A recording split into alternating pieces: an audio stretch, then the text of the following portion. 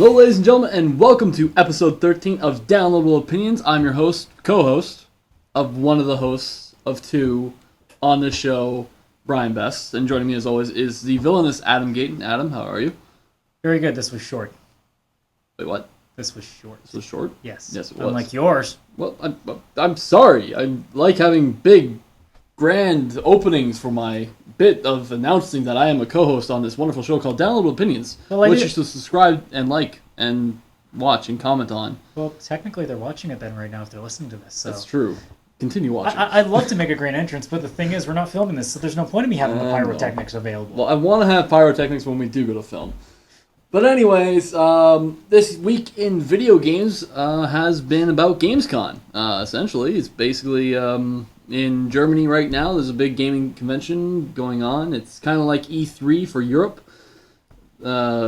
Basically, it's the one where you see, developers, big game companies kind of let down their hair and basically relax after the big show of E3 and then earlier at TGS when they start filming stuff. But basically, these are the stuff that you're going to be seeing a lot. Like the stuff that they showed today was stuff you're going to be seeing this holiday season. So September, October, November, and December is pretty much everything they focused on now. So the entire convention got kicked off with Sony having their keynote event. Sony basically took the time to address on Tuesday all their holiday lineup for the PlayStation Vita, including such titles as Killzone Mercenaries, Little Big Planet, as well as Assassin's Creed Liberation. It was a very fun little event. I mean, a lot of things were shown. There was a really cool trailer for The Last of Us. The cooler thing, though, was PlayStation All-Stars. They announced 4 new characters. I forget what 4 it was off the top of my head. It's Sony. They probably don't matter anyway. Not really. But the thing that does matter, though, a little bit interesting information, if you were to buy the PlayStation 3 version of PlayStation All-Stars, you will get a free copy of the Vita version for free. It's kind of cool, and it works vice versa. So if you bought it for the Vita, you'll get the PlayStation 3 version one absolutely free. So this is probably the most interesting piece of news to come out of it, I would say. This kind of thing directly competes with Nintendo's idea for Super Smash Bros. Brawl. Because as we know, what they announced at E3 was that Brawl will be cross-compatible between the DS, 3DS, as well as Wii U. So if you pick up either one of the copies, you'll be able to play between each other. But you'll have to buy both copies. So if you have a DS and you want to play it on the go, you'll have to buy the DS copy, and then you'll have to buy the Wii copy as well. So Adam, what do you think about this move from Sony making these free? I mean, they can do this because this is a first-party game. It's being developed by them as opposed to Nintendo, which is being given to a third-party developer, Namco Bandai. Well, this is, as much as we've made fun of All-Stars Royale, this is a pretty significant move. Yeah, it's smart, actually. It is very smart, considering that that Super Smash Bros. Is going to get a lot of the buyers. Yes. But with an option like this, it kind of gives people the incentive. Even still, it's going to still make people have to buy a Vita, which is still somewhat of an investment, but the option's there. Yeah. And it's a free option. Yeah, and which is great. And people's eyes light up when they hear the word free. Doesn't matter what it is. Free death. What? Oh, shit. Damn it. Well, I mean, the great thing about it is that this will also move Vita units for them as well this holiday season. See, I already said the Persona 4 Golden Bowl, but if they want to do other options for other people that aren't me, I guess it works. But, it's a great little thing for people that, want to have... they have the PlayStation 3, they want a reason to buy a Vita, and then they'll have this free game code. They download it, and there you go. You have a AAA title pretty much already before you even buy it. You're not going to hear a complaint from PlayStation fans, that's for damn sure. But I'm wondering if they're going to price it differently because of that. I don't think they will, but that's a question I got to ask myself. I would almost assume that if somebody has a Vita, they probably were planning on getting the next PlayStation to begin with. Yeah. So I kind of have the feeling that it won't affect Vita users, more or less that it will affect just PlayStation 3 users. Yep. So yeah, that's probably the biggest announcement. Otherwise, PlayStation Plus, they announced that this September's free game to download will be Red Dead Redemption. So if I was a PlayStation 3 owner, I would buy PlayStation Plus if I could. Can I just say one weird thing? Why is it that every thing from Call of Duty to Battlefield to PlayStation to whatever Yeah. seems to have like this extra service now that you pay extra for. Well, the thing is, Xbox has a rewards program, for God's sakes. You can get free points. the thing is, PlayStation doesn't have a Xbox Live equivalent, or Nintendo Friends, or Origin, or Steam yet. PlayStation Plus is meant to fill that void, and that's what the thing they announced when back in, like, I think it was 2010 or 2011, when this service first came around. Like, there was no point to it. But now it's coming around, and basically we're probably going to see PlayStation 4 have integrated, you have to have this to get online. But for right now, members are getting some pretty cool deals anyways. But, premium services will come in soon, which will be foreshadowing something else later. But, anyways, the last little bit I want to touch on for Sony's keynote address was Wonderbook. Also had another an entire probably 5-minute segment block in this presentation. Did they screw up as much as they E3? did not have a live demo of this thing.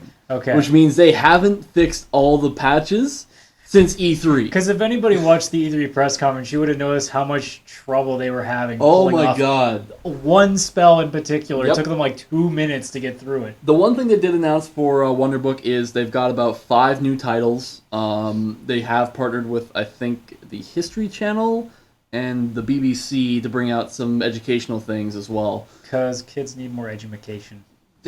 I don't know. The Wonderbook is something that's going to move maybe 100 to a couple thousand PS3s because it's now becoming a little more kid-friendly. I don't even know if it should sell one, because from what I've seen from that piece of garbage, I would have no intention. Even if my kid cried for it, I'd say, no, this is for your own good. Yeah. We're not ever making you touch this. Here, have a Vita. Here's a Vita. No. I want the Wonderbook. Shut up! I can see there is a niche for the Wonderbook so long as they get it right. Because from right now, anyone that looks at the public perception of Wonderbook before going out to buy will be like, no, I'm going to buy my kid a Wii. Or I'm going to buy my kid an iPad. Which is probably what Sony never wants anyone to say. Just buy him an Etch-a-Sketch. Exactly. Come on, those are still good. Yes, they are. The thing is, I think this technology has a future. Just not the way Sony's implementing it. And it probably won't be this generation. It may not even be next. As we said with the Kinect, it's going to be years before they finally get that thing going. Yeah. It'll be something interesting to do. I mean, Sony's motion I won't be able controls- to move anymore by the time they finally make it perfect. Sad part is, I'm probably not wrong. Probably not, no. So that's pretty much it for Sony's press conference. There was a lot of great games that were just announced and shown off at E3 that I won't get into much detail with, but you can definitely check that out online for the rest of the conference. Now, the next thing we just watched was the EA conference. And let's take a pause here. We're not going to get into that story just yet. No, but I'm just going to give the warning now. It's- We found something that pissed Brian off more than even his Dunkin' Donuts rant from last podcast. Yeah. And I didn't think that was possible. Okay, never mind. Yeah, it is, and it's coming up. So EA basically showed off a bunch of new games, all using the Frostbite 2 engine. So that's the thing with EA now. You can't get away with EA, just EA. It's always going to be with the Frostbite 2. And I think they just want to make that thing the selling point. They want to sell that engine to other companies. And that's... See, look, pretty thing, give us money. Exactly. And you know what? I don't I see how it looks all the time, how Frostbite 2 looks. And it's always that kind of... I don't know if it's grainy or it's just noisy. The backgrounds, it feels hazy almost. I just don't get why every major company is trying to show off their new graphics engine like it's something cool. Square did it. EA's doing it. Yeah. The new Crytek engine. Yeah. Guys, we don't need to see how awesome your game looks. We'll see how awesome the game looks in the demo. You don't need to advertise, oh, this is our new massive engine. Just show us the freaking game already. Exactly. And you know what? I can't see the Frostbite 2 being any better, because it's not. I mean, when you compare it to, in the same conference, the Crytek engine with Crysis 3, there's just no comparison to that. You cannot have anything better than the Crysis engine, because it's just so beautiful. I still hate the Crysis games, but yeah, the engine is beautiful. Yeah, it's the benchmark for graphics in terms of this console generation, PC generation as well. I just remember the good old days when everyone just used the Unreal Engine. But anyways, they announced that the Army of Two will be getting another game. Basically, another. It's the third in the trilogy. Really well. They've sold it exceptionally well, but it's it is another chance for them to show off the Frostbite 2 engine. That's all. That's really all it is. Because I think Army of Two really could be a good game. Like, it could. Every game could be a good game. Yeah, but everything I've seen from the demo, the people talking about it, this is a run-of-the-mill third-person action game. Like, really, it's Army of Two and Kane and Lynch seem to be the two third-person shooter games that get so much attention and does so little. Yeah. They spend probably more money in marketing and advertising dollars than they actually do on the game. Just because it's just so much, I don't know. It's stupid, and honestly, this thing's gonna fall flat on its face, and I don't care for it for the third time. I just wish they would do something different because I think they could make that series. Guys, something take cool. the hint. The game sucks. Well, the thing is, there's all four player co-op games right now. There's nothing that really goes after the 2-player co-op anymore. Like Army of Two, like if they really made it just balls to the wall awesome, it could be the best 2-player co-op game. It could be ever. the shittiest story in the world, but if the co-op plays really well. Yeah, and if it's not this just samey action that we've seen in Gears of War, the original Gears of War, then it doesn't work. Like I want to get angry at them for that. EA Sports also had a little bit of a highlight reel as well. It was really interesting seeing EA trying, because this is in Germany, right? So what they were showing off was NHL 2000 or NHL 13. So it's kind of interesting. Well, I guess to be fair, they do have their own league in Germany. They do, so it and does work. They did try to play to the leagues that are in the European Union, but all the footage they had was the Toronto Maple Leafs, the Detroit Red Wings, Philadelphia Flyers. Well, they had to make a big fuss because it's the Winter Classic and everything else. And you know what's also just incredibly awesome? They had advertisers on the panels. So you had EB Games, you had a couple of other hardware stores in the States, but you also had Tim Hortons on there. And I just found it funny that Tim Hortons has an advertising thing in NHL 13 that's being shown in Germany. So they're just looking and going, what is that? What the hell's Tim Hortons? Sad. What is this, Tim Hortons? Exactly. I just thought it was just kind of funny that this is clearly not a game that's tailored to a worldwide audience. EA Sports, in case you didn't know, here's a team already from the DEL. SC Burn. Here, SC Burn. Or Zurich. Any of those. Yep. They would have made sense to a German audience. Well, the thing is, they did have the guy come out in the German team uniform.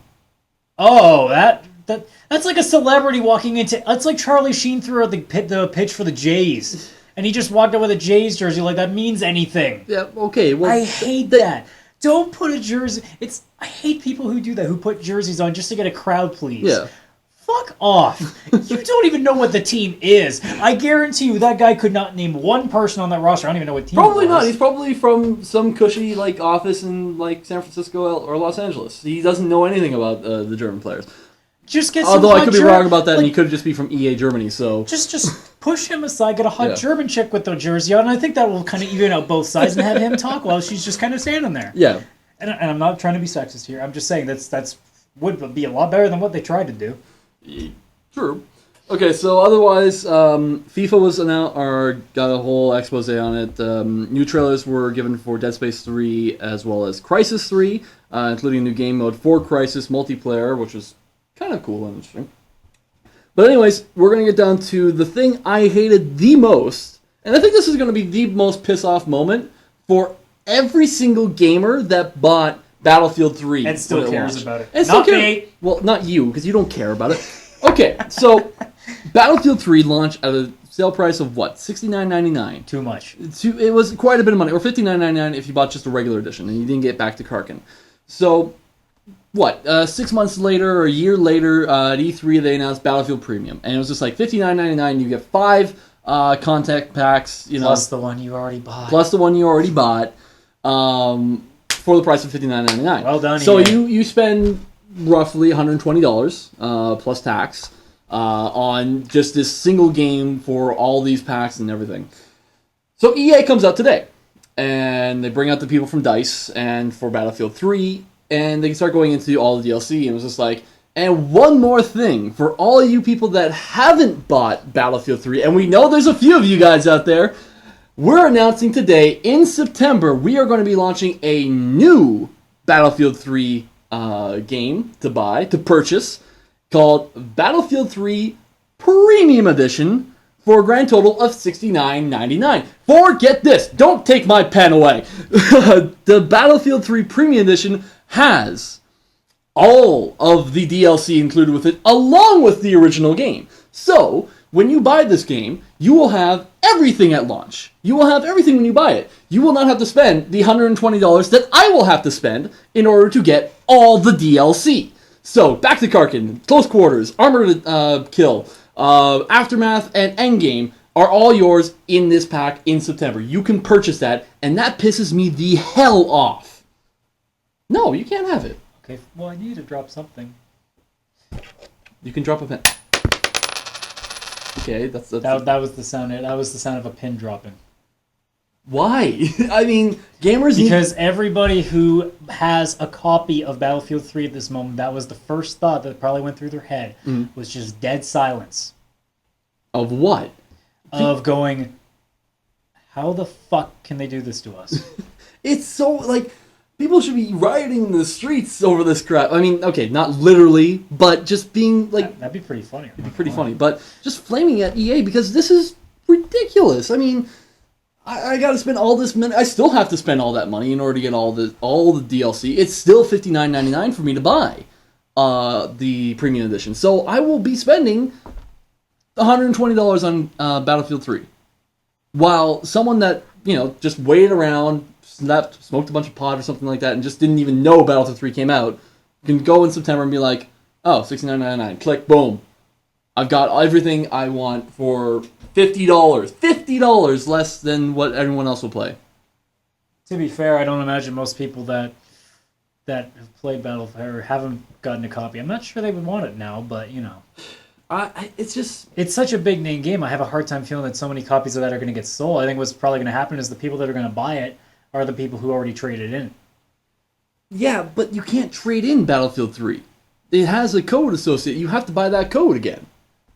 You can trade in the game, well, I would assume absolutely. Since they're re-releasing it, they would have another code in it for the people who haven't played it yet. Yeah, but you can't, like, when you trade it in used, you have to get a new code for people to buy or play the game. Yeah, but people are going to trade in their copy that they have now. Yeah. And I have to assume that if this game is for new gamers, yes, they'll have a code in that box for the new gamers to play. So for the new gamers to play... Yeah, they'd have a new online code for the people that haven't bought the game before. I can't imagine they're going to give them a copy and say, oh yeah, you got to pay $20 more for the online code. I don't know how EB Games or GameStop does it, but they do have to get another online They code. took my copy, so I'd assume that, if I all of a sudden decide I wanted this version, they'll be like, oh, here you go, and I'll open up. Oh, there's my online code. I got to put it in again. Even though I technically should already have the online for it, but...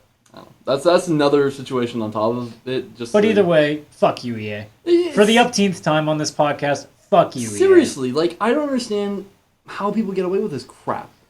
Because most of us, like me and you, are suckers. True, but I mean, I want a first-person shooter game that I can play competitively online and have a great time that has all these perks and stuff like that. That I just spend one set price for. That's it. And if I want to have that, crazy stats and stuff like that they capture, or even have a live streaming feature as well, then pay the extra bucks. But I just want the game.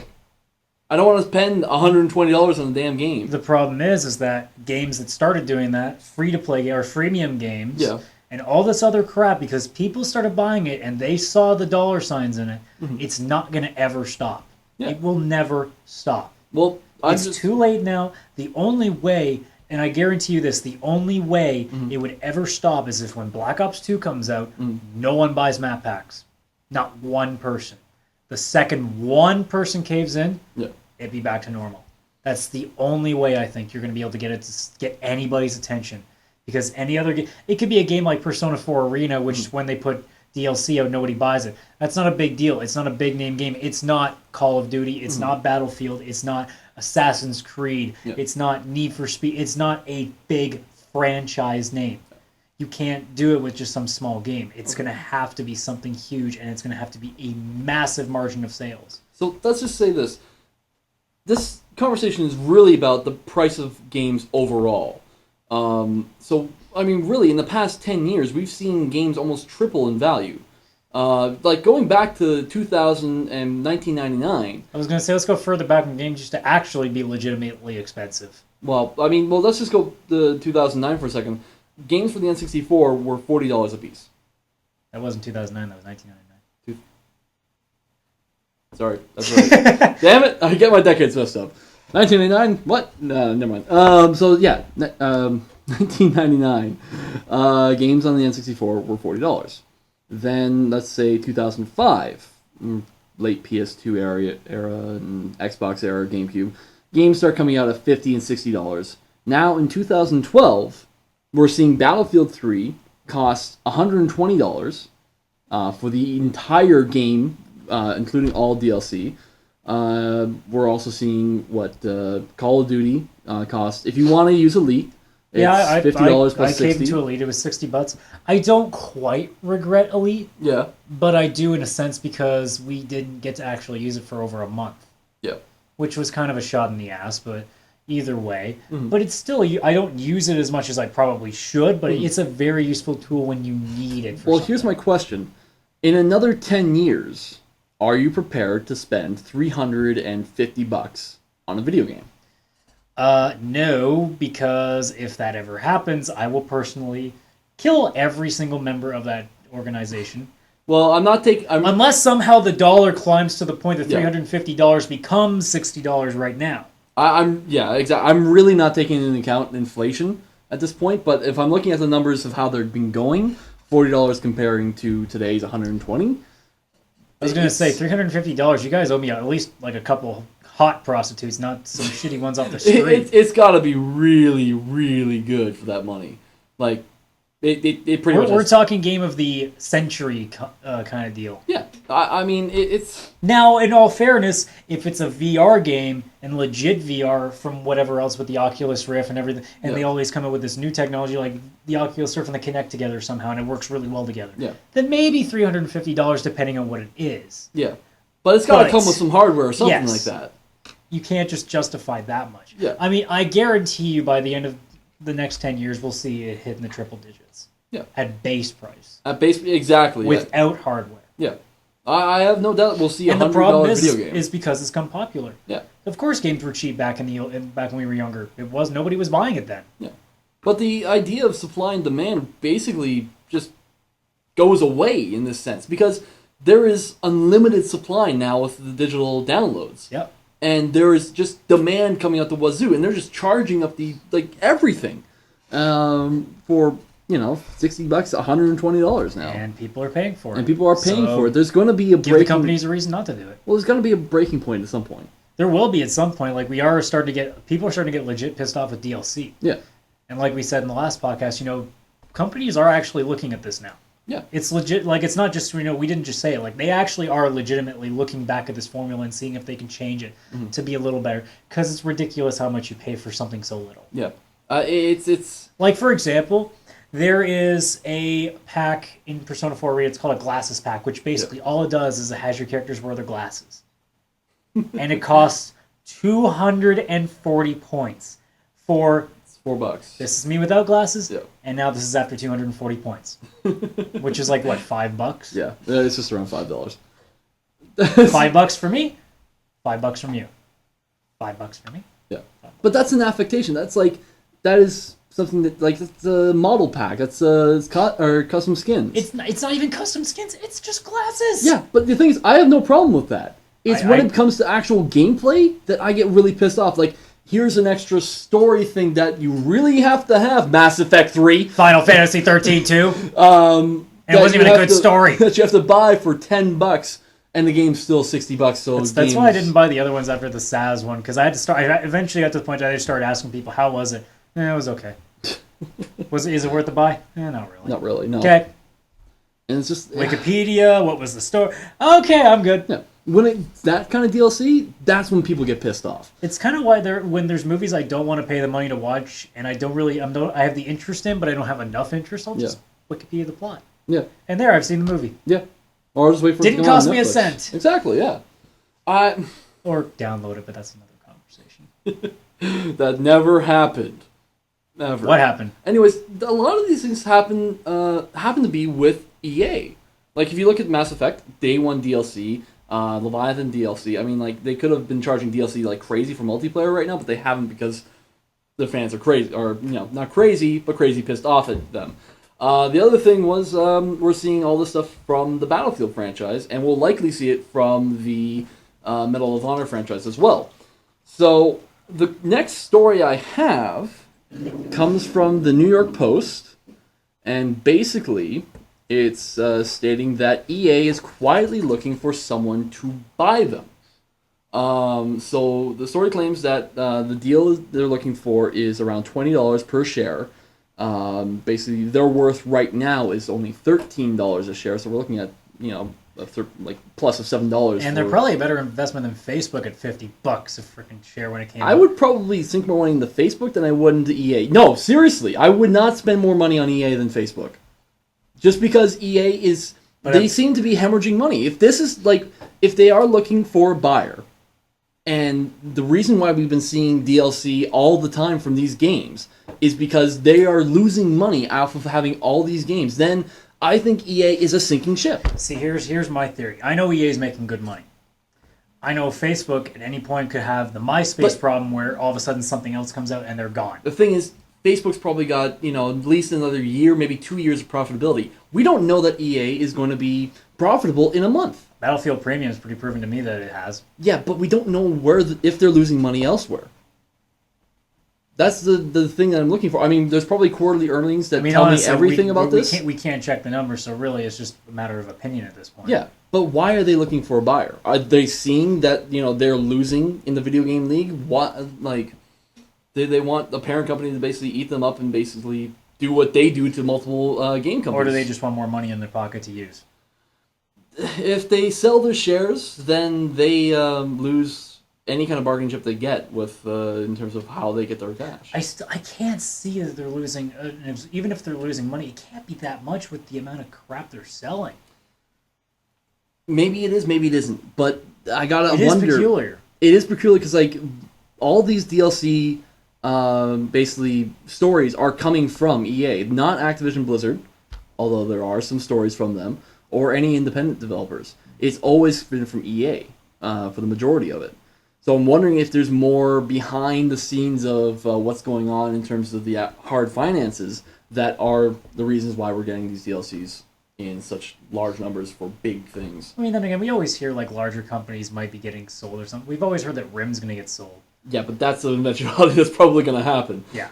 But I mean, you're always hearing rumors that there are large companies looking to sell some of their shares or whatever.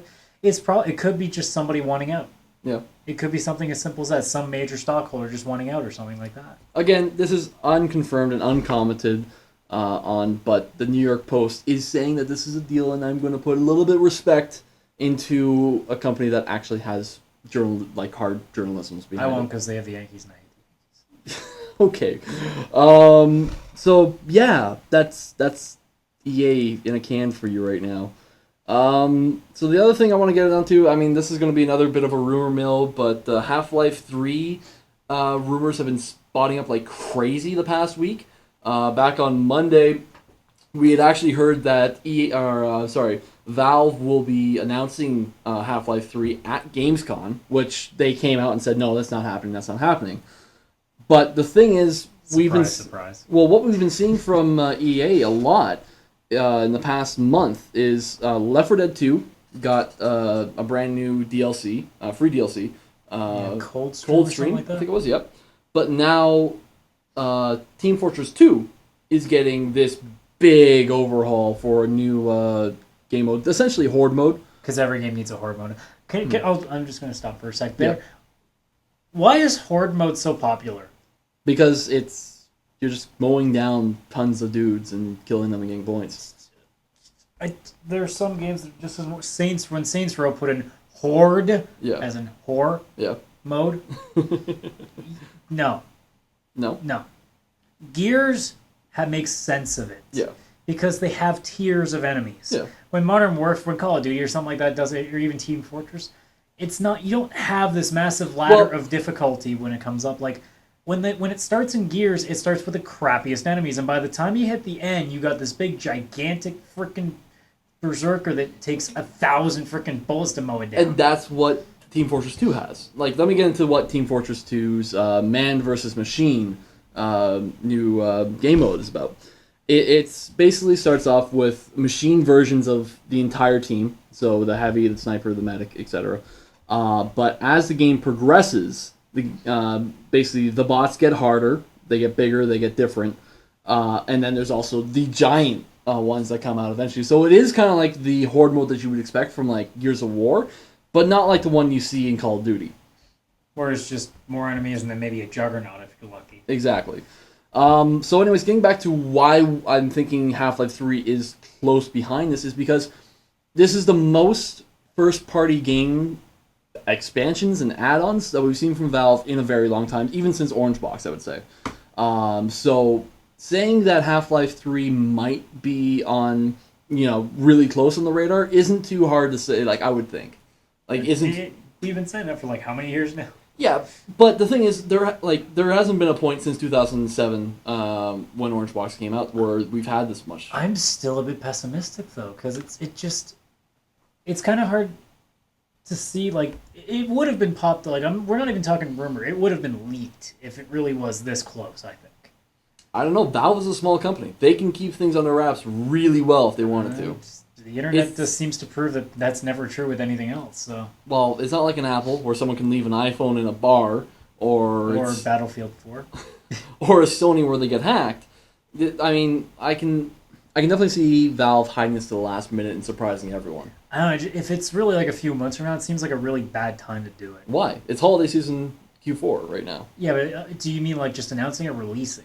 I say if they release by December, then they'd be killing an entire... See, I don't think that makes any sense for them then, because it's like how if, say, they announced the new Call of Duty literally a month before it came out. You want to get that big time where people are so pumped and ready for it, and you just keep teasing it for 6 months. Yeah, but look at the Steam sales. I mean, they sold millions of dollars worth of content without telling a single person when the Steam sales were going to start. Yeah, but those were games that already came out. But they still sold, like, the thing is with Steam... people knew there was going to be a sale, so they just waited for what day? The thing is, Steam is something that launches on your, like, when you start up your computer. And if you're a gamer, you have... Exactly. Well, the thing is, it launches into the store. And if there's something that they have to announce that's coming out soon, it will appear there, and it will be, like, big, bold, highlighted everything. And so... See, I just imagine with something as big as Half-Life 3, though, it would be on a bigger stage than just popping up. It's that idea of just the big entrance. I don't feel like Half-Life 3 is one of those things you would just see, oh yeah, it's coming out in 2 months. What? The thing is, they don't have to do marketing. People want this game. Like, if they said that, oh hey, tomorrow we're releasing Half-Life 3. Like, I can see them selling millions upon millions of copies. It would be the best-selling video game on the PC. That would also be the day that you see the most quitting in jobs over the course of a week. Well, because they don't have the time to take the day off now. No. Definitely, I think I think Valve can definitely get away with just announcing that they're going to release it the next day. I think they could. I find it hard to believe that they would. That's just my opinion. The thing is, Valve has the Apple mentality. They can be like Apple and say, like, and by the way, the iPad 2 launches tomorrow and sell 1 million units, or 2 million units, or whatever. Like, they're that big of a company. But iPods and iPads suck. I don't care. It doesn't matter because they sell. Most expensive fad currently. How is it a fad when it's been selling so well? Because people are buying it because it has the Apple symbol on it. Yeah, that's kind of the thing. That's why it's a fad. How is it a fad if it hasn't gone away? They're buying it because of a brand name. But the brand hasn't gone away. I'm not disputing that. It's not a. It's definitely. I can't say it's a fad. There are a lot of things that are still like faddish that are still going like music currently. Yeah, and it still sells. So what? How is that a fad? Because people are not actually choosing it; they are going because other people are. That doesn't make it a fad. That it does. No, it doesn't. Whatever then. Let's look at it's not a fad. Apple. I love Apple. I'm sorry. Yes, I know you're being a little biased too. Like I am being biased about it, but the thing is, you can't dispute sales figures.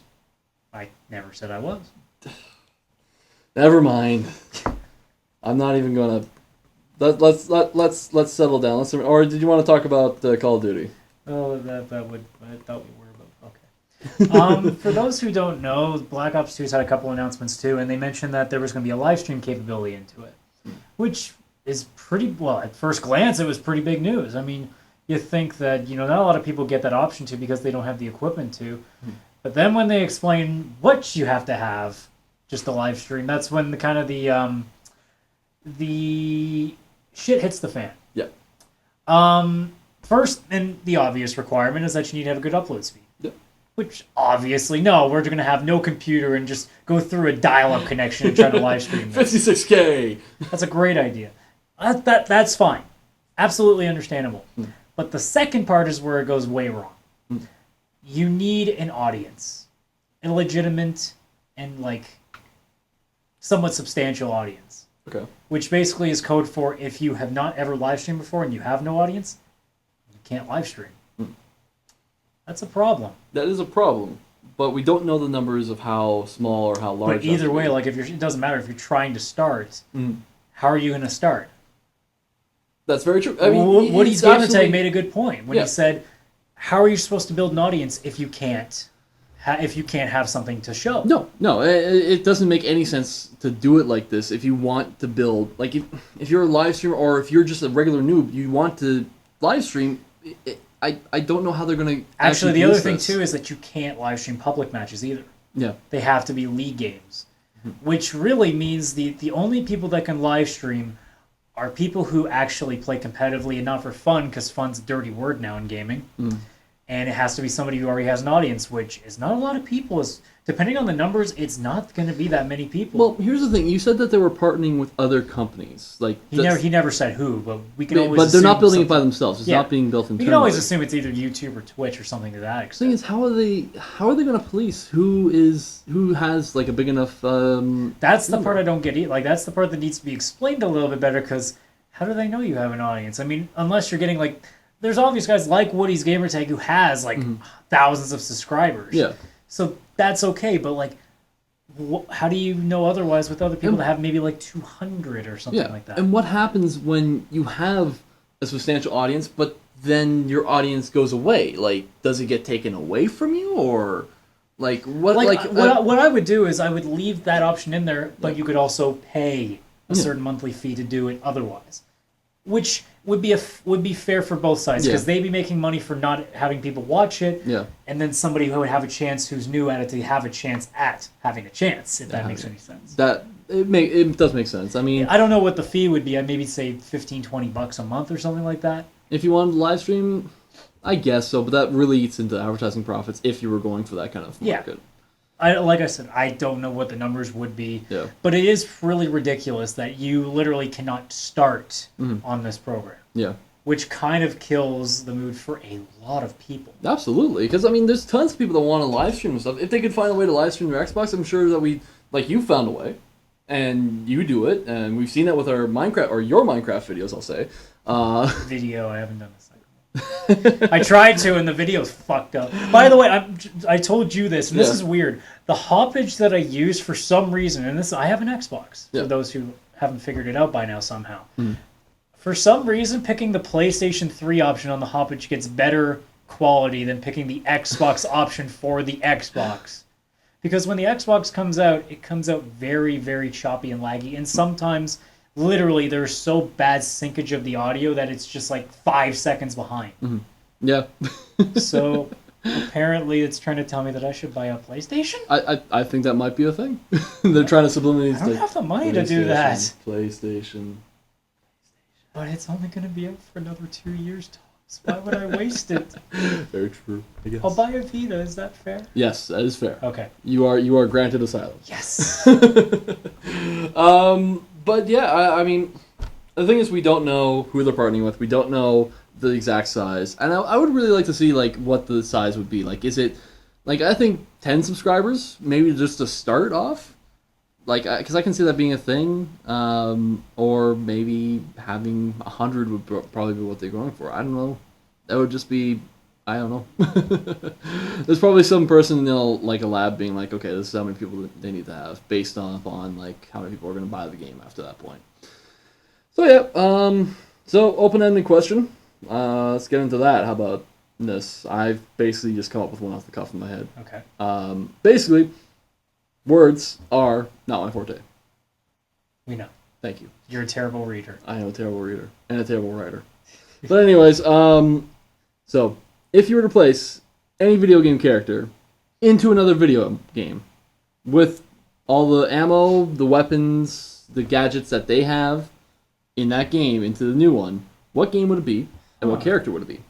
So what character into what game? Yeah. Huh. That's very interesting. Now, I think Chell from Portal would just be great in any kind of situation, just because, you know, she's got the portal gun. Yeah, but it would be overpowered in anything. Oh, yeah, absolutely. Could you, like... I mean, we've seen what Portal can do in Super Mario, so that's kind of... Same with the one where you can play as all these other characters, too, where it's just like, yeah, there's no contest here. No, there's not. And, like, okay, Portal Gun in any FPS would be overpowered. Portal Gun actually in Mirror's Edge would be interesting. See, the nearest thought that I had was Sonic in the Olympic Games as a racer, but I'm like, oh, wait, never mind. That's been done, and done terribly. Scratch that idea. Beijing Games, Sega, yeah. Huh. Stumped you on the question, eh? I don't know. It's more because I have too many characters going on in my head. Yeah. It's definitely, like... Pyramid Head in a Soul Calibur game. Or a fighting game to that extent. Pyramid Head in Katamari Damacy. I didn't mean something that extreme. Something that makes sense. Yeah, okay. In the fighting game, that makes sense. But I think it would just be hilarious in the game that doesn't make any sense whatsoever. Yeah, there's that. That was probably the best one I could come up with. I'm going to keep trying, but... Mario in a Resident Evil game. No. No? That's dumb. That's very dumb. That's very dumb? Okay. Well, how about this? So every time a dog bursts through the window, all you hear is, "Oh no!" That would kill the mood just a little bit. Definitely kill the mood, but you could fireball things and then burn down the mansion. Or, what's the one I was thinking of? So much silence in this. You know what? Amnesia? No. Take Master Chief and put him in Amnesia. Why? Because it would make you feel so much better to play that game. It's like, I can now get through the game without feeling terrified. What if you ran... Well, there's no ammo in the game, really, so what happens when you run Energy out of sword. ammo? What's that? Energy sword. I think. What if that... Well, that eventually can run out of energy. Punching. You're wearing full body armor. He can't hurt you that way. You can always fall into something. That's true. Every horror game always has that. Just, game over. 10 minutes later, bottomless pit. The user wins. It's really hard to do one that would make sense, I guess, because we could just say Link in a Final Fantasy. Yeah. At any point, you could say something to that. Something that makes sense, though, is where it gets difficult, because so many characters are so just weirdly out of place anywhere else. Yeah. It's like, when Link was in Soul Calibur, it kind of made sense. Well, it's a fighting but game, yeah. Spawn did not. I guess so. Because it's when you put Yoda and Darth Vader in Soul Calibur 4. Yeah, that doesn't make that sense. made no sense. Yeah. Because the main issue with that is that lightsabers cut in one shot. Yeah. Even though technically most swords would normally too. Yeah. But lightsaber you can't Qui-Gon block Jinn. a lightsaber unless you have a lightsaber. Yeah, exactly. So no. No. Logic gone. Sorry, Raphael, you now are cut in half. Try doing your whack, whack, whack again. Oh yeah, in Persona 4 Arena they have a Raphael in that game. Okay. Mitsuru she has a rapier, and her auto combo is ridiculously fast and almost hard to block. It's like, this doesn't remind me of some character in a different game that people used to piss me off with. Yep. Because I used to play as Talon all the time in Soul Calibur 2, so I'd always used to dodge and move around everywhere. But it's kind of hard to dodge a whack, whack, whack, whack, whack, whack when it doesn't stop. Yeah. Well, it's like any Because I wasn't very good at rapid fire. It's like Kirby's punches in the Super Smash. No, it's like assholes who do the Kirby flatten into a rock thing. Yeah. And then you can't do much. Yeah. True. I don't know. Or the people with Pikachu that would just keep thunderbolting. Assholes. Oh, jeez. Yeah, ones that make sense, though, I would say, like, Isaac Clarke in Resident Evil 5. Yeah. Makes sense. Yeah. Or Master Chief in Gears of War. Yeah, I mean, something to that extent can work. Yeah. I mean, you could take anybody from any modern fight or modern shooter and put them into another situation like that. Yeah. I mean, really, you're giving them a different gun anyway. Mm-hmm. Like, you could put Captain Price from Modern Warfare into a Gears of War, and you give him the same guns, you're still getting the same kind of personality anyway. Yeah. So, I mean, to find more in the more fantasy genres when you really got to know your shit to get the right combinations. Well, actually, going between RPGs and shooters, Phoenix from Gears of War would fit very well in the Mass Effect universe. Because if you think about well, it... they'd have to draw them differently because shoulders in Mass Effect don't go above their heads, but... True, but the entire Gears of War franchise could actually work really well into the Mass Effect franchise. It could. Yeah, very well could. I'm just trying to think of something a little more like I guess more ancient, like RPG-ish, like medieval kind of stuff. I'm trying to think if there'd be any good combinations for that because that's really hard to pull off. That is hard to pull off. I mean, the cheap way out would be to take any character from any game and put it into a fighting game, and you could make it work depending on which game you put it in. Yeah. So I mean. But in terms of storylines. Yeah. Like. Well, I guess you could have said you put Cloud into a Disney game, but then like Kingdom Hearts did that. And they somehow made it look like it was meant to be there, which was. I remember when somebody told me I never had any interest in that game to begin with. I never even knew it existed really until somebody showed it to me, and when they told me the gist of it, I'm like, why would they ruin my favorite franchise? And how did I not know that? And then I played the game, and actually somehow it makes it work like it, even though you got Goofy and Donald Duck standing right next to Sephiroth. Somehow it just looks normal. It's a weird game that found a way to be good. That's the well, it's a great game. It's just on paper it doesn't look like it would work at all. When someone explained it to me, I'm just like, I don't want to play this game. I still haven't played it, but I know. Don't tell Hojo that. I've told Hojo that. Hojo knows that. And you're still alive to this day. Exactly. That's a scary thought. Yeah, I can beat it. How much did you bribe? I just put my hand out like this and basically stopped her punches from going underneath my arm. Okay, yeah, that's true. She's short, by the way, for people who don't know. She's a short person, and I'm a very tall person, so there's that. Yeah, you kind of have that advantage. I do. Although she could have just kicked you in the nuts.